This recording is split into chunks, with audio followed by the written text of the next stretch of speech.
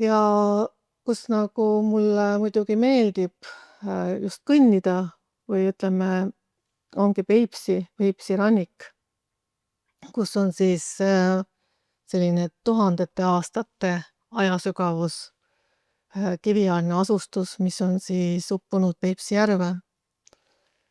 Et ma ise olen Peipsi äärest pärit ja see on olnud väga pikka aega tühi ala arheoloogiliselt, välja arvatud mõned üksikud leiud. Ja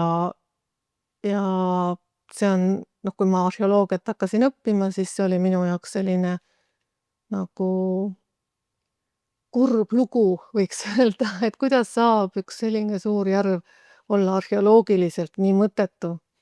Aga selgus, et ei ole. Et tänaseks on see pilt väga muutunud, aga kuna ta on natukene selline isiklik, siis ta tekitab kahetisi tundeid. Et ühelt poolt see on selline rõõmus või selline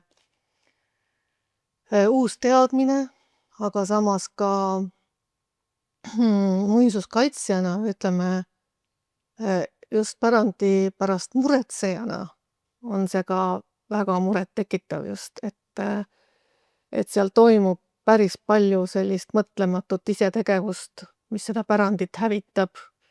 Ja kui mõelda, et seda ei ole suudetud hävitada eelnevate tuhandete aastate jooksul ja nüüd me oleme selles punktis, siis see tekitab väga kahetisi tundeid ja selle aja tähtsust, ütleme just muinsuskaitse mõttes.